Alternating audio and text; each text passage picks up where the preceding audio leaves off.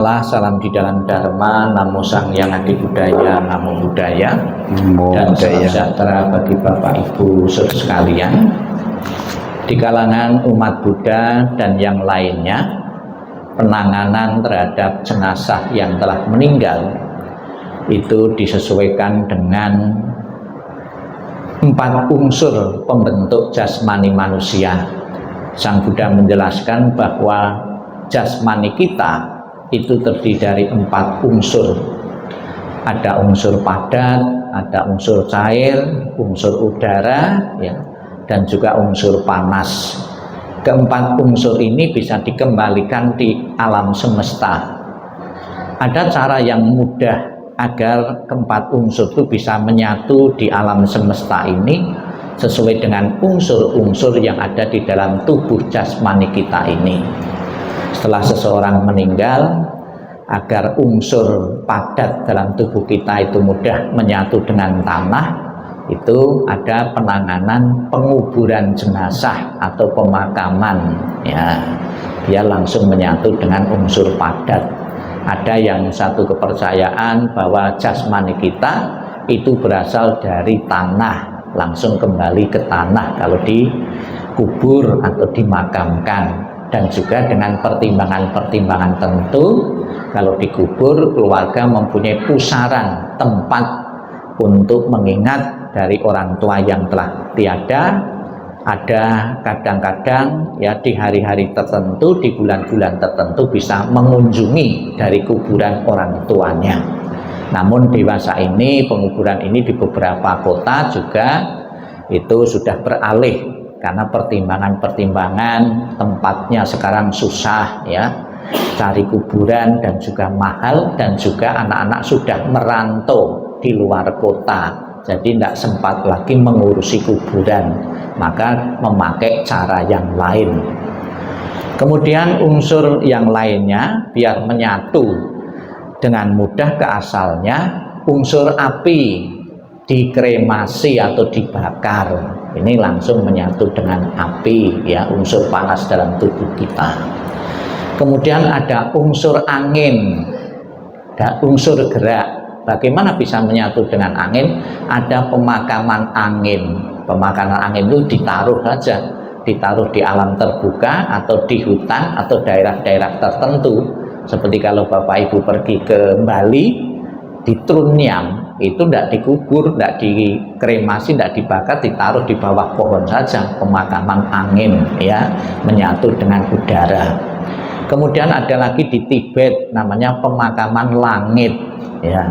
Pemakaman langit ternyata ya ditaruh situ untuk makan burung-burung pemakan bangkai. Ini di Tibet karena pertimbangan-pertimbangan daerahnya keras, kalau mau bikin kuburan, bikin lubang susah, salah satunya ya untuk makan burung-burung yang pemakan bangkai di situ.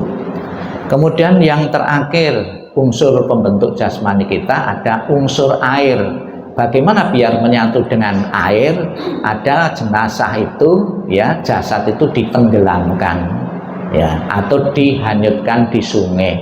Pernah ada juga Osama bin Laden itu tidak dikubur, tidak dikremasi, tapi ditenggelamkan di laut, ya. Ya karena juga pertimbangan-pertimbangan tertentu, karena tidak ada orang yang mau menerima, ya, kemudian ditenggelamkan di laut.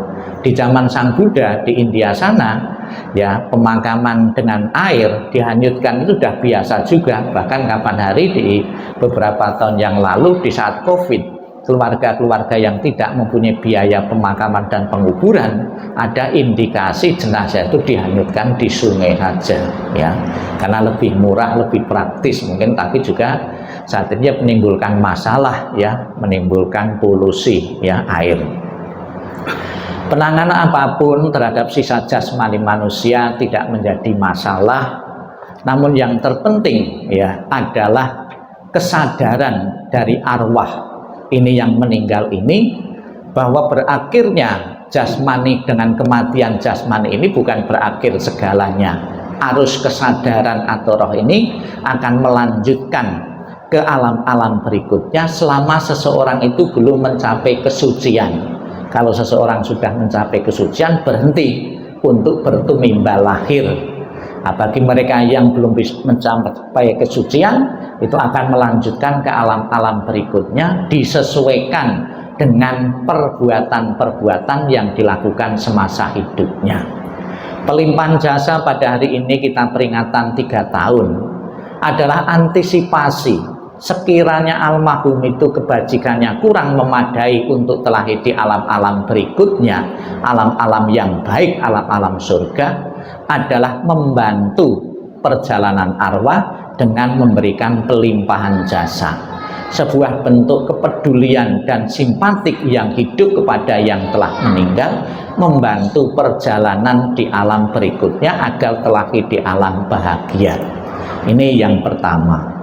Kemudian yang kedua, alam pikiran kita juga berharap setelah sepeninggal ya almarhum di alam sana itu beliau tidak kekurangan makan ya. Kemudian disimpulkan hari ini pun dikasih sajian makan-makanan. Di alam sana tidak kekurangan uang, dikirimi uang-uangan. Ada lagi dikirimi rumah-rumahan. Apakah di sana itu akan menjadi kenyataan atau tidak? Bisa ya, bisa tidak, tergantung dari beberapa faktor. Sebab seseorang itu memanen apa yang telah ditanamnya. Apabila semasa kehidupan di saat ini banyak beramal melalui makanan-makanan, beliau pun juga hidup langsung di tengah-tengah keluarga yang berkecukupan, langsung bisa menikmati kebaikan yang pernah ditanamnya. Rumah juga demikian, suka membantu orang bangun rumah ya, orang lain itu akan memanen juga kehidupan berikutnya, langsung tumimbal lahir di keluarga yang sudah berkecukupan. Jadi kehidupan seseorang itu tidak ada yang kebetulan. Kebetulan bayi anak ini lahir di keluarga miskin, di keluarga kaya, itu tidak kebetulan, tapi memanen apa yang pernah ditanamnya dalam kelahiran-kelahiran yang lalu. Maka dalam ajaran Sang Buddha kita setiap saat dituntun untuk menambah karma-karma baik agar kehidupan-kehidupan berikutnya kita mengalami keberuntungan-keberuntungan ya. Dengan keberuntungan itu memungkinkan sekali untuk menambah kebaikan-kebaikan. Bapak Ibu sekalian yang saya hormati, memberikan penghormatan di dalam kalangan umat Buddha dibagi dua. Yang pertama, penghormatan dengan sarana fisik. Misalnya saja ada buah-buahan, makanan-makanan, sarana-sarana yang akan kita bakar, itu penghormatan dengan sarana fisik, dengan sarana kebendaan. Apakah itu bermanfaat, berguna bagi arwah yang telah meninggal? Berguna. Saya sekalipun sudah meninggal tetap disimpatiki yang hidup, tetap dikirimi makanan, tetap diberikan sarana-sarana kehidupan, membentuk kondisi bahagia almarhum. Dengan kondisi bahagia yang dimiliki itulah mendorongnya beliau untuk memiliki kelahiran yang bahagia. Itu yang pertama ya. Ada satu penghormatan yang mempunyai nilai yang tinggi, yaitu menjalankan pesan-pesan moral beliau ketika masih hidup. Inilah penghormatan yang tertinggi. Pasti di saat beliau masih hidup banyak memberikan wejangan, nasihat-nasihat kepada keluarga besar, rukun, harmonis, damai ya di antara saudara. Ini adalah pesan-pesan moral yang setiap saat pasti dipesankan kepada keluarga yang telah meninggal. Inilah apabila keluarga yang meninggal bisa mempraktikkan wejangan, ajaran-ajaran beliau, nasihat-nasihat beliau, adalah satu bentuk penghormatan yang tertinggi kepada arwah beliau. Dan sekiranya sudah memadai, sudah cukup untuk memberikan 3 tahun ini, maka akan dilarung ya di laut. Semoga segala bentuk kemelekatan beliau segera diakhiri juga kepada keluarga. Namun masih ada tugas yang utama, yang penting adalah memberikan penghormatan dengan mempunyai nilai yang tinggi, yaitu menjalankan pesan-pesan moralnya beliau.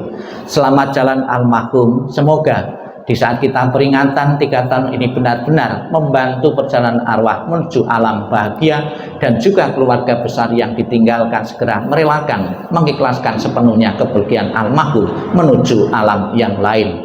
Sadu, sadu, sadu.